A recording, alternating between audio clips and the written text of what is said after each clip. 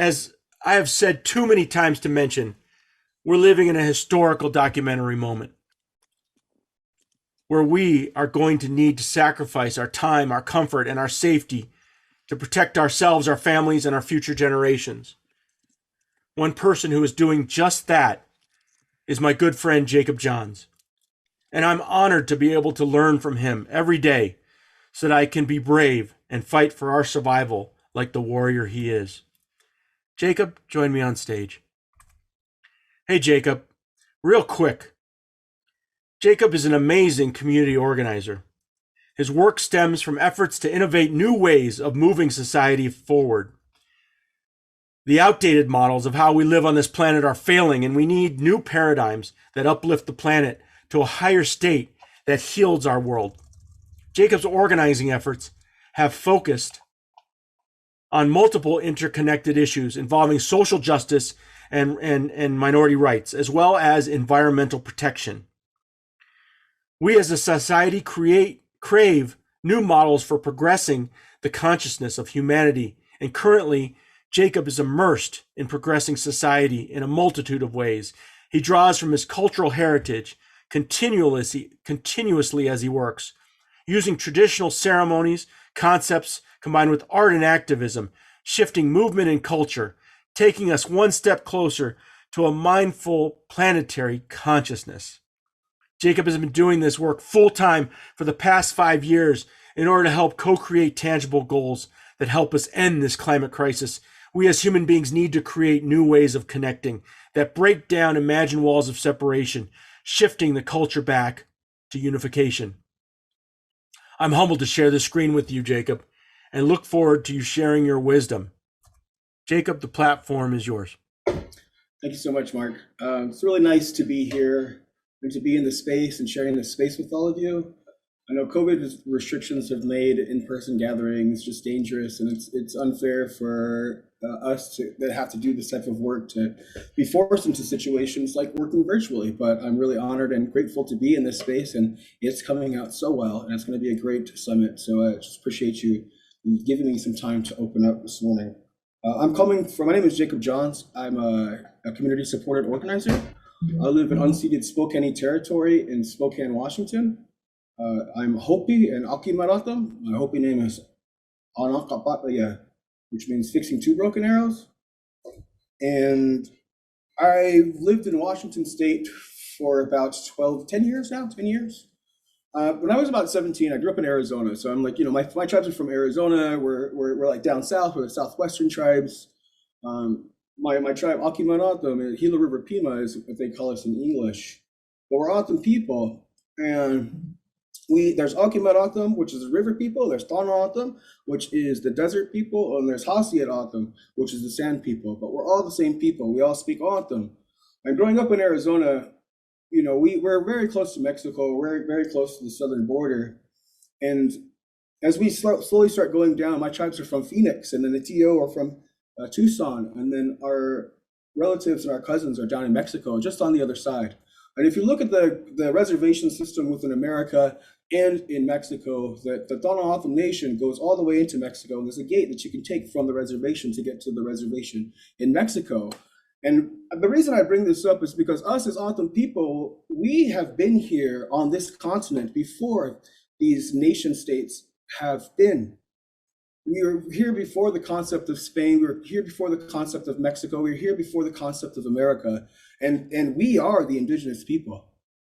America came and they put a border across us and they told us that you're Mexican and you are American. And this is how we have moved forward from that space, right? And we're living in this colonized space. And it's really difficult, I think, for us to start thinking of each other because we're so forced and indoctrinated within this nationhood concept that we're separate from each other. But the truth is that we speak the same language and that we're indigenous people. And I grew up in Arizona, and I, very fully imbued into the Southwestern style. And when I was about 17, my little brother, he killed himself, and I found him hanging in the closet, and he died, and it was a very traumatic experience for me. I found him hanging in the closet, and I tried to save his life and bring him out of the noose that he had made for himself, but he was too late and he had died. And that image of him dying and being dead and finding him in the closet haunted me. We looked so similar to each other that every single time I looked into that mirror, all I could see was his dead face. And so at 17 years old, man, like I didn't know what to do. So I started to self-medicate, and I was drinking a lot, I was doing a lot of drugs, and I ended up getting in a high-speed chase one night with the police and crashing my car full on into them.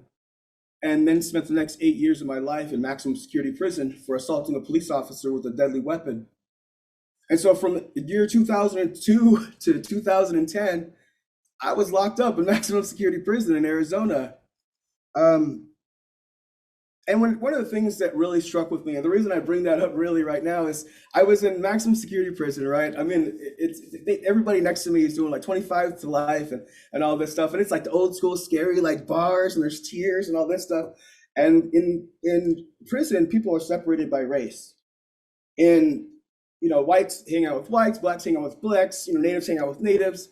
But in prison, like the natives are all stuck together, right? We're forced together to be segregated because of all these political things that are happening within that structure.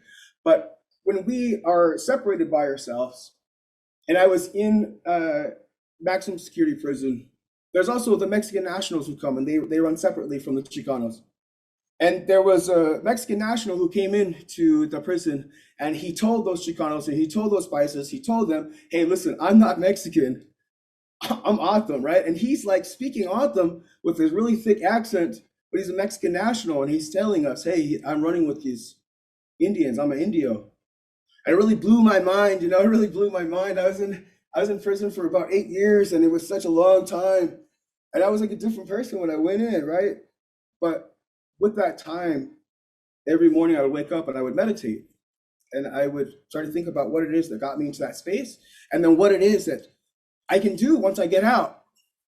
And so I was released. I moved to Spokane, Washington. I rolled to my mom's house, and I was living with her, and I was just doing stuff.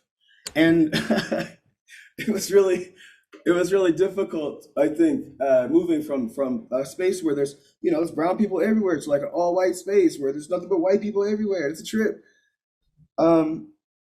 And moving up here to Washington State was different. It allowed me to see and view the world as separate. And I was separated from that space that I was brought up into. And I would look back on my little brother's death.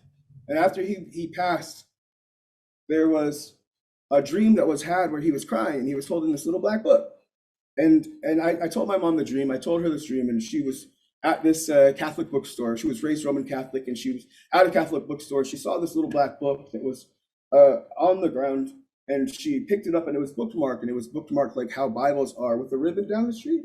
And as she opened it, it opened up to Isaiah 11:1, which read, "From the stump of Jesse, a bud shall blossom."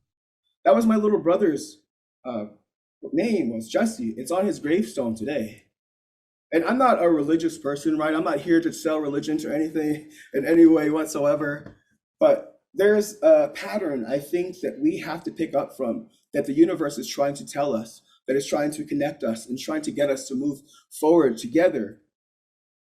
And when my little brother died, I started seeing that number sequence, 111, all the time. Like it was making me feel crazy. Like what am I thinking? Why does this happen to me? And I started seeing the repetition sequence of 111 everywhere. I pause a YouTube video, it's 111 seconds. I'm watching a basketball game, it's 111 points, right? It was driving me insane. And I was trying to tell people, like, look, I keep seeing this number. And I started looking into numerology, which is a study of numbers to find patterns. And it's like all this esoteric, wooey type of stuff, right? But this number sequence within that theology allows you to see that number sequence as a sign from the universe that whatever you're thinking at the time that you were seeing that number, you were manifesting into reality at almost lightning fast speeds. And so it's very important for us to be thinking about where our thoughts are at all times, because if we're thinking chaos and we're thinking random stuff randomly all the time, we're manifesting that chaos into our lives. And it's very important for us to pick a future and pick where we want to go and really just, above all odds, focus on that and emanate from that space. And so I got it tattooed on my arm. I have it tattooed on my arm, 111, right? It's not a Bible quote, but it's the number sequence because I still continue to see that to this day. And so working from that space and like meditating every day, seeing all this stuff, like you feel compelled to do stuff. Like, what are we doing with our lives? We're just going to sit here and watch the late stage of capitalism and the fall of empire and all this stuff. We have to get out there and we have to do something with ourselves. We have to do something with our energy. And so I after being incarcerated for such a long time, I wanted to do something. I felt like a battery that was just overcharged. And so I started doing a lot of volunteer work. I started doing a lot of stuff. I had a bad time where I was falsely accused of crimes, right? And I held against my will, and all kinds of crazy stuff happened. And one of the things that really made me upset about the way that the world is the lack of justice that we have, and the lack of justice that we accept as being the norm here in America. And so when I think about, focusing on what it is that we want, what is it that is going to solve everything? What is it that is going to help us evolve to a higher state of being? And it's about connection. They talk about addiction as being the opposite of connection is addiction, because we're trying to fill that gap in. So if we're trying to connect with other people, we have to find the common denominator that really unifies us. And the most common denominator, besides everything else, is our planet. We are not separate from each other. We are human beings on this globe. We are breathing the same shared air, and we are walking on our mother, the earth. And there are people that are out there destroying, perverting, exploiting, and trying to dominate the earth in a very, very white supremacist capitalist way. And it's a very, very scary thing. We have to stand up with each other and not just accept things. So I continued to start volunteering. I was doing all kinds of stuff, man, whatever. I was just, whatever was cool. There's all kinds of stuff that we wanted to do. So I kept volunteering for years and years. I was volunteering until one day I signed up. I just put in for an organizing position for a political action committee. And I started doing organizing. I started doing organizing for the Democrats on single issue ballot initiatives. I started working for political action committees and doing a lot of political electoral organizing around that structure. And it was during that time where I think it was about 7 years ago, I started doing things like that. I started switching on and working for them. And I started, I was brought up in like volunteering within this structure that has been dominating organizing for electoral politics for years. And Standing Rock happened. Right? Like we had a week off, and they were like, yo, what are you gonna do for your day off? It was paid vacation, all this stuff. People are like, I'm gonna go to Maui, I'm gonna do this. I was like, I'm gonna go to North Dakota, man, because that's where it's happening right now. And so we took off and went to North Dakota. And when I was there, they were bulldozing, right? They were bulldozing, they're putting in a pipeline. And we were down there at a water blessing, and we were talking with them. There were some boys from Arizona, my homies from this crew from Arizona came through.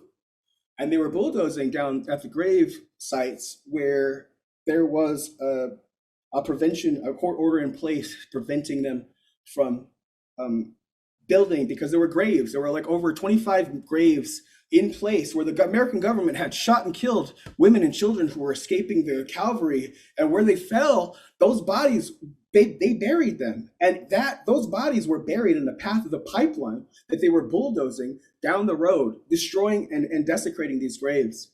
And so we went down there, we shut them down, stopped everything. And during that time, they had Amy Goodman was there, and she recorded the whole thing on Democracy Now! That video took off. It was the first time they let the dogs loose. They were violent, all these horrible things. They had video of me fist fighting on the bridge.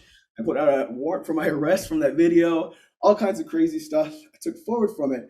And like the video took off and went crazy. And I felt so compelled to go back. I mean, like they let the dogs loose on us. They were fist fighting me on the bridge. They were doing all kinds of crazy stuff. And so I felt compelled, and I started doing a crowdsourcing stuff. It was like a GoFundMe type of platform. And I said, hey, listen, we're going to bring some stuff back. We need to solidify these front lines because they're letting dogs loose on us. They're digging up graves in order to put a pipeline in through unceded territory. So like, what are we doing with our lives? How is this not a thing? And it took over. We won. The campaign I was working at the time won. We won successfully. But during that time was also elections for the national, and Trump became the president, right? Like Donald Trump became the president of the United States. And I guess whatever, it's not a big thing, but like it was really the next day I woke up and I was so tripping out on like what this implications are for our future and for the future of humanity. What do we do? And I went down into the Backbone campaign and I talked on to them. They have a program called the Community Supported Organizer, where you can continue to do work, and then they would sponsor you and make you a nonprofit to help you do the work that you're doing. And so I signed on to them. I actually signed the contract on January 1st, or no, January 11th. So it's 111, which really blew my mind. I've been doing this work for about 6 years. And from that point of just doing supply runs, like I just recently came back from Glasgow, where me and my comrade Mark here spoke to the White House delegation. And you know, this whole thing of like just doing the work and getting to places and speaking truth to power has really led me to this place, because ultimately when I'm thinking about what it is that we're doing as human beings, is that we're working to save ourselves and we're working to save the future of humanity. But we need to do that together. We cannot be separated from each other. We cannot do these things. In 2019, I went to the UN COP in Spain, in Madrid, and I gave a presentation to the world about my own indigenous teachings and traditions, and how I base my organizing based off of the model of evolving our consciousness to a planetary level where we stop seeing each other as separate, and we unify through our hearts and elevated consciousness and connect that space. And this year I went as a continuation. Well, last year, I guess now. But I wanted to do is just move that forward. Yes, we're talking about unifying humanity. Yes, we're doing all these things. Yes, we're doing all this stuff, but there has to be actual applications in real time. And so I asked my group, I asked my supporters, and I did some crowdsourcing, and 67 people made small contributions to pay for me and a small team to go to Glasgow, to go to Scotland, and participate within the negotiations as civil society. And while there, I filmed a significant amount of people and put together a video series that will basically explain what the COP is, what happens at the negotiations in layman terms, and do it in a very exciting way, a very great way that explains everything, but also gathers your attention and distills it and explains it like so that a 5-year-old would be able to comprehend what's happening there. And you know, I really pushed for doing this and doing. I shot it all on my cell phone with like a rig. I'm running around like a cameraman. I'm speaking on one thing, I'm doing all this other stuff.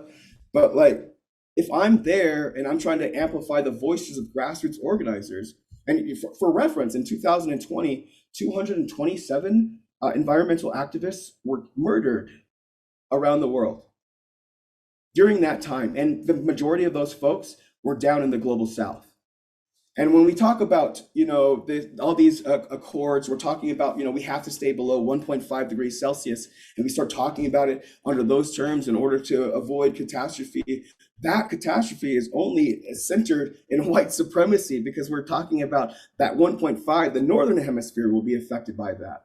And at this point in time, as the UN Attorney General called this, the IPCC report, the code red for humanity, it is time for us to really unify and amplify. So, you know, trying to gather those stories and amplify those voices as one person to connect the world was a very, very important thing. And it's something that I just came back from doing. And not only we're compiling the footage, it's gathering a bunch of people's information, but we're also going to be having it translated into 4 different languages to get the maximum effect of the video. So we are also, first off, we're doing it in Spanish, we're doing it in Hindi, and we're doing it in Arabic at the same time, so that we can get the maximum amplification possibly from the same words and the same thing to connect the world in a great, beautiful way.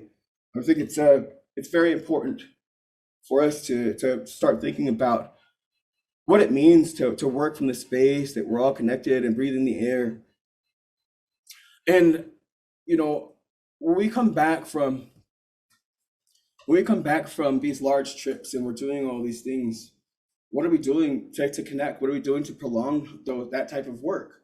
You know, we talk about international solidarity, we talk about these things, but like where's the actual praxis? Where's the actual time that we have to move people in? I'm sorry, where am I? Forgive me, I had lost my notes here. One of the things I think is very important for us is thinking about, like, how do we incorporate these concepts of traditional knowledge and traditional ways of life and all of these things that Indigenous people hold sacred? How do we amplify and reduplicate those systems in a common way that makes sense for the modern world? And it's difficult, I think, because we're so used to being colonized. We're doing all these things. We're working within the systems that were forced upon us as people, as human beings, as uncolonized people. I think it's important for us to really find out different ways to strengthen, amplify networks of consciousness that really will help uplift and implement a new system, a new paradigm that we will make the old system obsolete, because we're working in a place of harmony and we're working in a place of solidity. I think that it's really important for us to start thinking about, what does it mean for all of us in the future? I've been lately waking up in the morning for the past 6 months at around 3:33 in the morning for no reason. Like, I blame it on old age, because I'm getting older. It's about to hit 40, but I'm up. And so I figure that the secrets the morning have to operate. I have to be aware of the sounds coming to listen. And so I've been meditating and thinking about what it is the future has for us. What is the future that we want to identify? What is the future that we want to draw from ourselves to? And in this space, thinking about manifesting the future that we really want. What is it that we truly desire? What is it that we truly need? And so I'd like to take a moment here and just explain and share a quick visualization that will help unite us under this concept. Within the first world that we've experienced, we have gone through different levels of incarnations to get us to the point that we are. And it's important for us to just close our minds for a sec. So if I can ask the folks to just take 5 seconds here, close your mind, close your eyes, and take a deep breath in. This practice of breathing and exhale, this practice of breathing light is a spiritual practice that we do. We take a deep breath in, and we take a deep breath out. Let's take a deep breath in. Take a deep breath out. In the morning when the sun rises, there's 4 different stages of sunrise for my people. And as we sit facing the sunrise, we imagine the sun, light, breathing. And as we inhale that light. And as we exhale, we blow out everything that is outside of that light. All the negative things that we have in our life, we exhale them. And we sit there in the morning as the sun rises and breathe in the sunlight. And I'd like to invite you all to sit with your eyes closed and to imagine sitting in a dark world, sitting on a dark earth, facing the sunrise. And as you take deep breaths in, you encourage the sun to rise above the sky, and you breathe in the light that the Creator is trying to offer us. Take a deep breath in of the sunshine and the sunlight and feel your body fill with the light of the universe. As we take deep breaths of the sunlight, we can open our eyes and see where we're sitting now. And you understand your place, I think, in the world. As we pull back, we understand ourselves as not separate from each other, but brothers and sisters here on the planet in a spherical world. And so I really wanted to bring this idea forward. I really appreciate the time that is being offered here, and in order to talk about this work. Doing frontline activism is very difficult, I think, a lot, especially as being a single person. A lot of times as a community support organizer, I am a solo person. And so to come out and to do this work as a solo person makes people feel as if it's sort of egotistical and it's all of these things. Well, I have the fiscal sponsorship in order to do the work. And I have a significant amount of history of intersectional things that back up this type of work. And it's the work itself that really helps convince us that we're not, driving down a dead end. It's the work itself and the pole of the future that is dragging us, that is guiding us. It's our future selves that want us to succeed. It's our children's children's children that want us to succeed, that want to unify us now in this space. And it's the future that's calling us. And it's that future that I want to help happen. I have other people around the world who are vibrating at this space and understand the urgency of now. The IPCC report is a report from the submental government of the UN that puts out a report of the state of the climate to the United Nations. Last year, before the COP, the IPCC report, the sixth report, was released to the United Nations, and the United Nations General Secretary called it a code red for humanity. At 1.5 degrees Celsius, we will see our complete planet as we know it be thrown into turmoil. We're already starting to see the effects of this now. Folks in the global south, folks in the Arctic, folks in the equatorial region of the planet are starting to feel these effects. And, we just had with the tornado, the volcano that exploded in the Pacific Ocean. And I was reading about how it's directly related to the warming climate, and that the volcanoes will continue to erupt and become more and more intense. Basically, everything that we can think of bad happening will continue to happen and get worse. It is happening now. It's not far off from the future. The IPCC report that was released to the United Nations showed that we are on track to hit 1.5 degrees Celsius by the year 2030. Some things are already set in place, and we have the ability to mitigate some of those futures that are already that are coming. We're thinking about, trying to mitigate what kind of experience our grandchildren will have living on this earth. That's a very big thing. Like, they're counting on you. They're counting on all of us. I think it's important for us to realize that the power is in our hands. And I want to just wrap this up by just talking about the space itself and the work that we're doing, and see if we can't move forward together with a common understanding, the basis of what it is. I'd like to pass on to our tech folks who are going to play the video that I've been hyping up this entire time. This amazing project that our colleagues from around the globe are helping to amplify, and this amazing work that is going to help us understand the state of the world that we're in right now and what it really means to be in a code red for humanity. If I can pass off to our tech people to play the video.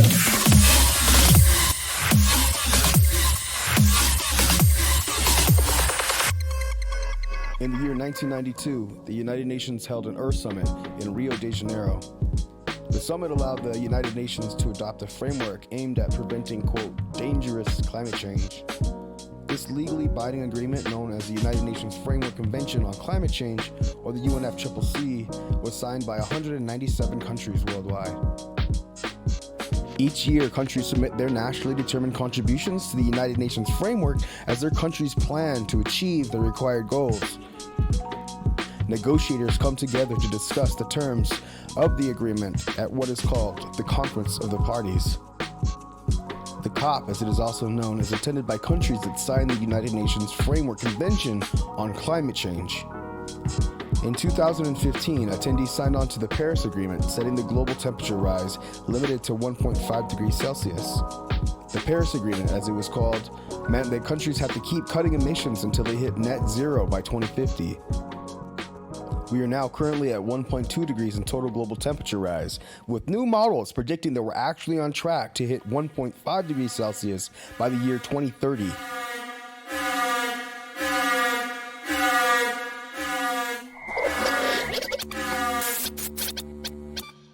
And why is 1.5 a very important number? Why should we care at all?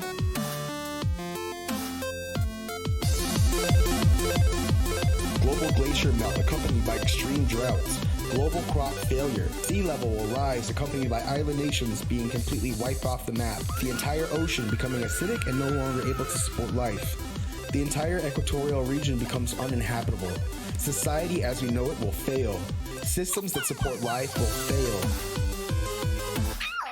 But we have the ability to stop some of it. We can mitigate that very possible future now.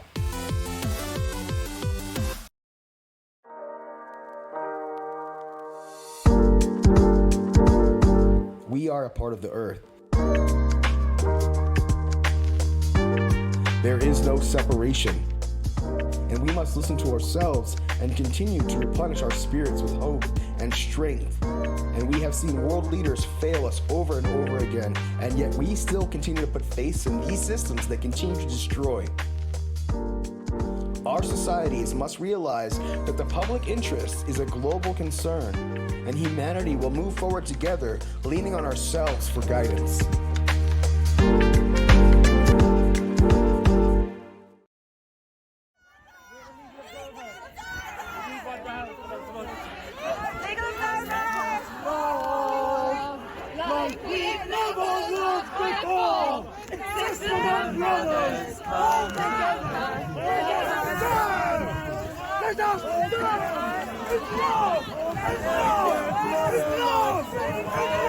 Sisters and brothers all together, let us stand.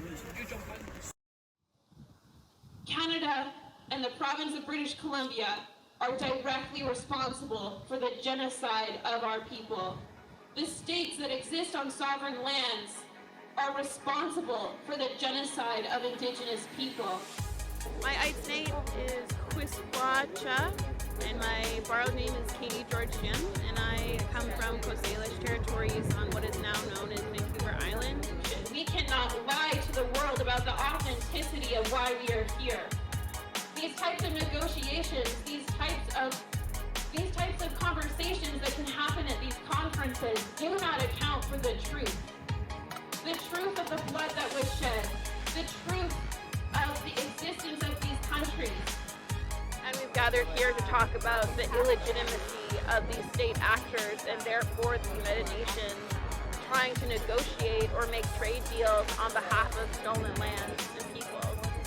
In so many of our countries, especially like Canada, Indigenous movements in land defense are the most policed, are the most heavily funded.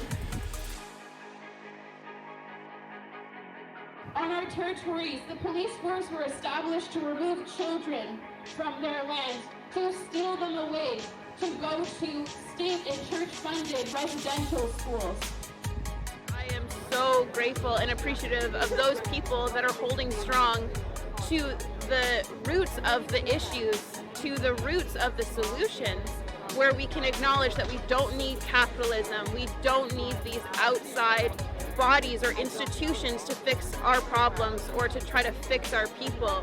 We have the solutions within our own relationships and our connections to our lands, and just needing to remember that we need to look towards a future where we center youth, where we center those past stories of our ancestors, and where we look to Indigenous futures. We also have to look within and talk about the type of violence that is being perpetuated in our communities and holding us back when it comes to the patriarchy and misogyny. Because if we want a future where young people can participate, it has to include addressing those systemic problems even within ourselves. It's the systemic problems of our political and our social and our economic systems that need to be replaced. We need more burned churches and not burned forests.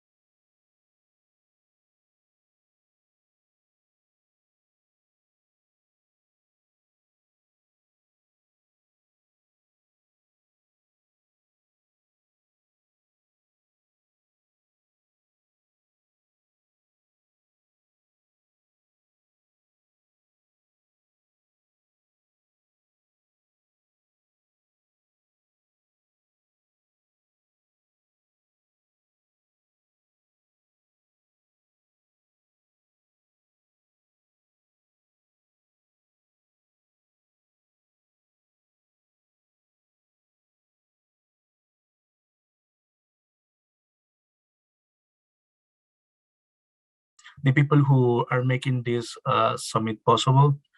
And there is a lot of people behind on this.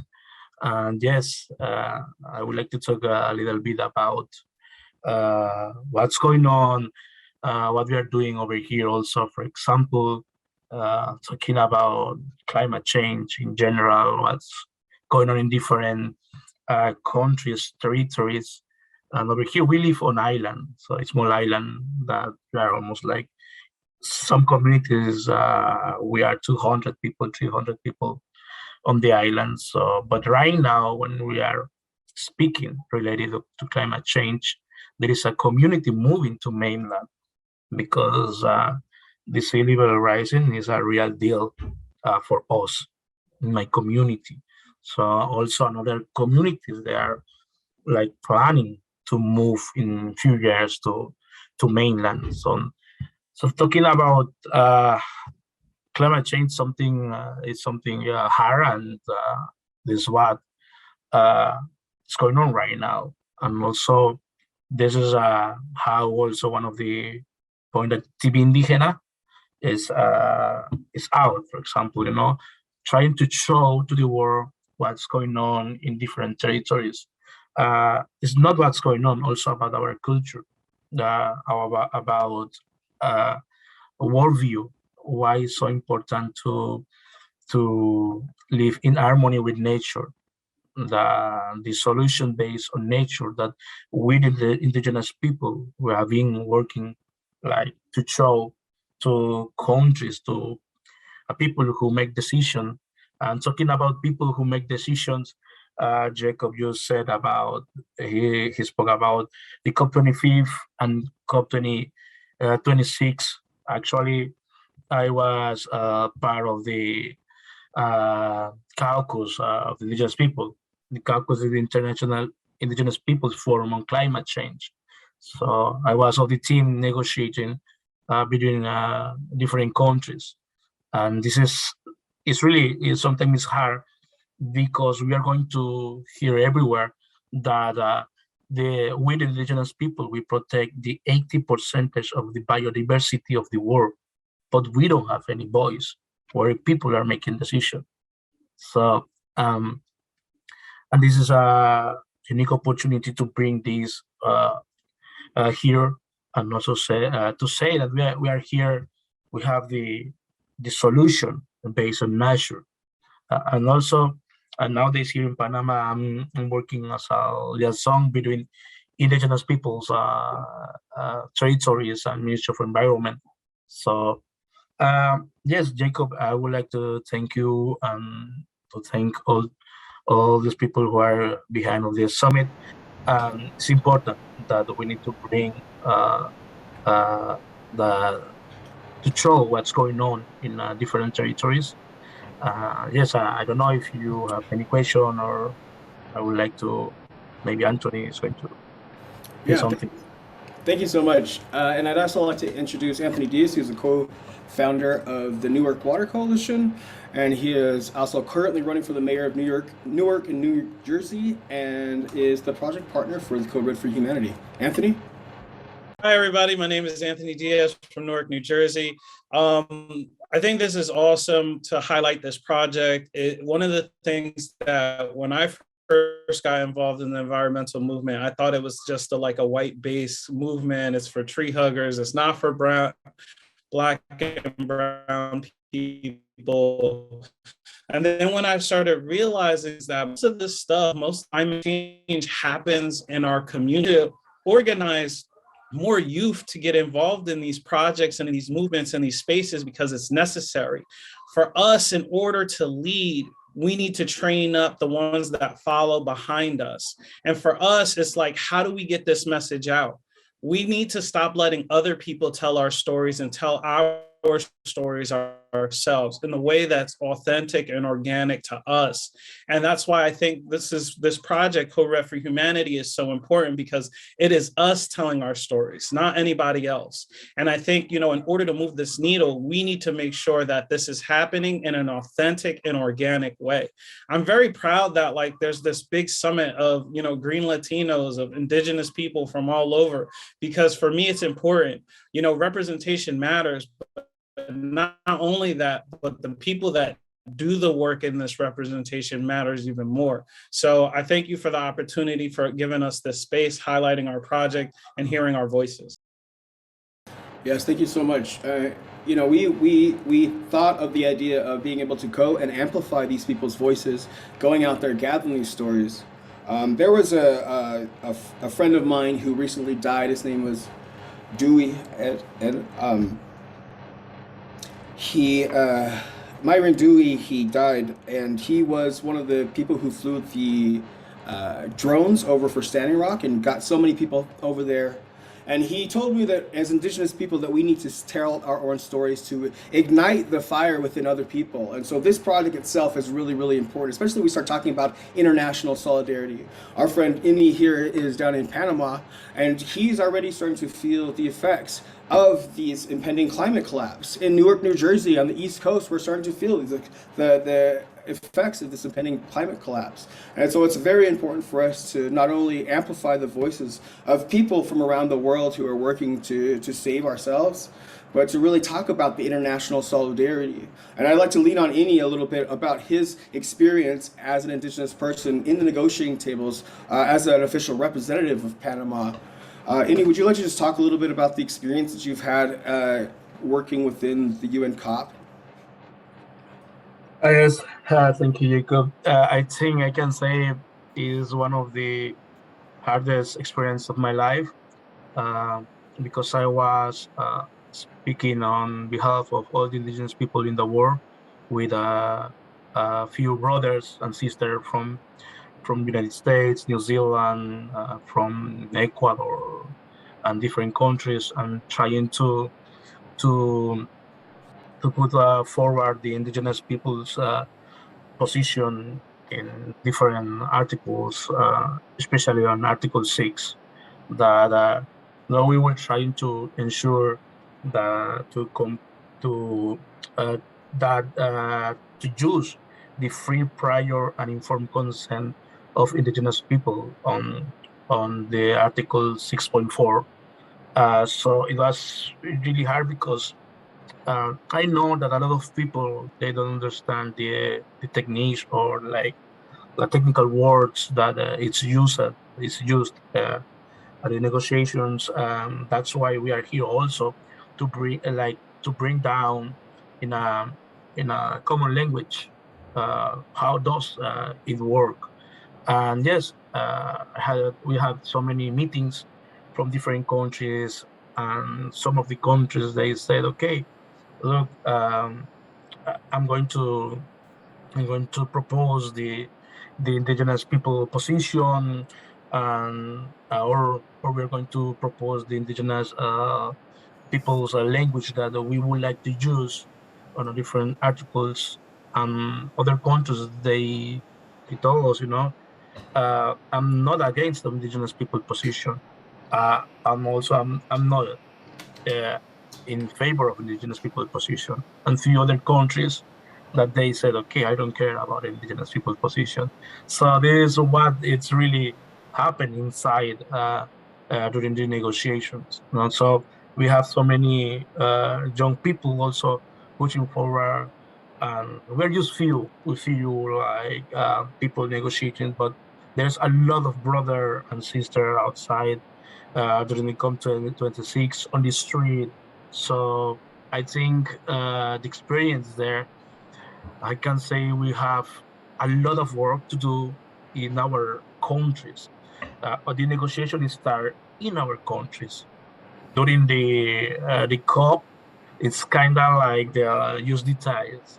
So that's important to all of us, to start trying to push the Indigenous people position during the national meetings. So, and we need to come together on this because it's real deal what is going on.